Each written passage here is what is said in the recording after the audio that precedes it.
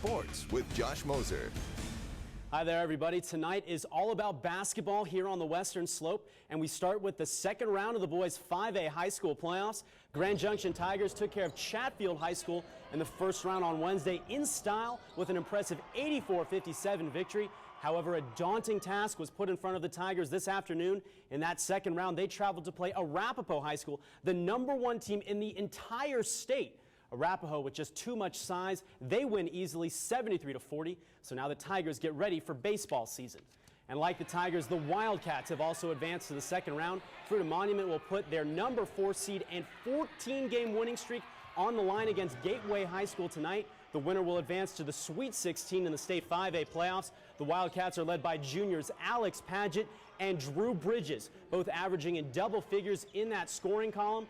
And this one's set to tip off at 7 o'clock. Now, the key for the Wildcats is their senior point guard, Tyler Daniels. If he plays well, look for the Wildcats to advance to the Sweet 16.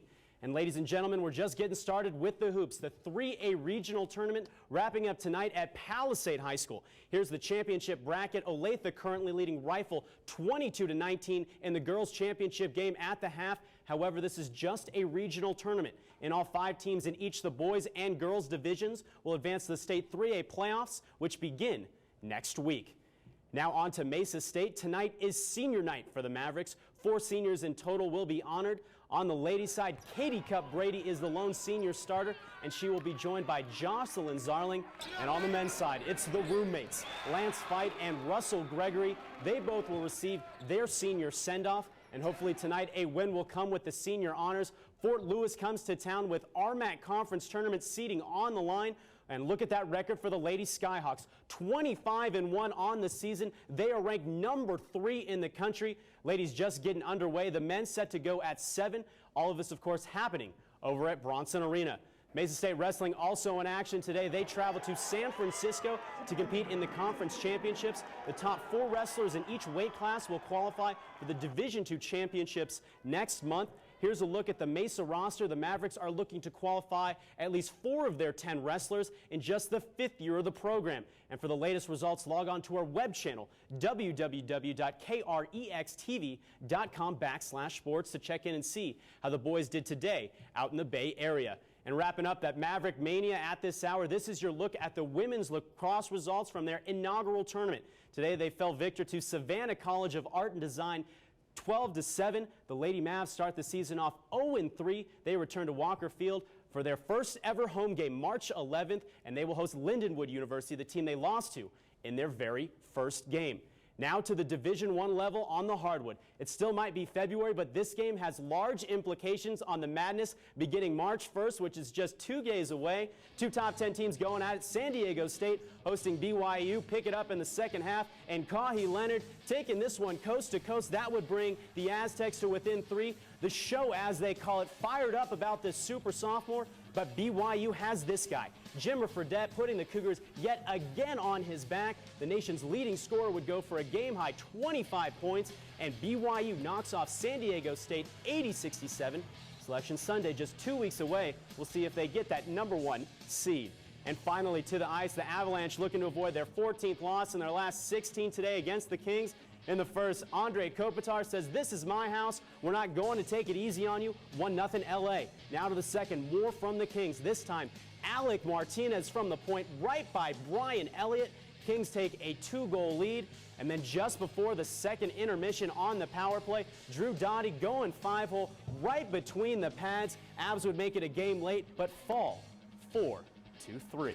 Got to get those Avs on track. Oh, they are just second to last in the Western Conference. But quick news, Colorado basketball knocking off #5 Texas. That's Rockies exciting. win in spring training. We got a lot of hoops tonight at 10, so A lot to look forward to. a lot of fun today. All righty, thanks a lot, Josh. We'll be right back. With Josh Moser. The Mesa State Mavericks are a bubble team. At 16-8, the Mavericks need a win tonight over Fort Lewis to make a case for a postseason bid. And for that win, all of Bronson Arena turning towards the seniors. Lance Fight and others being honored before the game on senior night. And he would not disappoint. Here he is knocking down the 3 ball to put the Mavs up early. And then it's the senior in waiting, junior Michael Bear, also with the trifecta. And Fort Lewis's Matt Billups gonna look like his uncle Chauncey on this one. Knocks down the pull-up, trying to keep the Skyhawks in it. But Mesa, too much down the stretch. They get the win by 20, 72-52, and send the seniors out in style. Now to the lady seniors, Katie Brady and Jocelyn Zarling honored on their senior night, and their teammates wouldn't let them lose in their final game at Bronson Arena. Here's Kelsey Siegel knocking down the jumper from the top of the key. She would finish with 11, and now the senior, Katie Brady, finding Katrina Seltzer on the wing for the open three. That puts Mesa up 8 with 5 to play. But remember, Fort Lewis is the number 3 team in the country, and they would not go away easy. But this was Mesa's from the get-go. Free throws would seal it late for the Lady Mavs. Talk about sending your seniors out on a high note. They pull the big upset and hand the Lady Skyhawks just their 2nd loss on the season. It means everything to me, and I know it means everything to this team. Those girls have been such an important, vital part of our team, not only morally, but, out on the floor. And it's an overwhelming feeling letting them have their last game here with a win. Now to basketball on the prep level. Western Slope has been known for its lackluster playoff performances against schools from over the hill, but tonight the Wildcats were determined to break that stigma against 5th-seeded Gateway, and the energy at Fruita High School was electrifying. But it was Gateway coming out hot early. Point guard Burfie Krangar knocking down the long-distance three to put the Olympians up 7-0, but Fruita just needed some time to get going. Tyler Daniels served this one up to Alex Paget. He would finish with 13 on the night, and then more from Paget, this time finding his buddy Drew Bridges underneath. He would go for 12, and then up 8 late in the 4th, it's Bridges finding James Lewis. He knocks down the 15-footer. The Wildcats would balloon the lead up to 15. They get the win 46-31. Fruita will now march east to take on number 2 team in the state, Highlands Ranch, in the round of 16. I don't know what you call pretty. For me, it's really pretty, man. A win is a win. I don't care how it is at this time of year. And we're in the Sweet 16, and it's a really, it's just a tough win. Just got to look right now to Highlands Ranch. We'll think they'll win, and we'll practice hard, and we'll beat them too.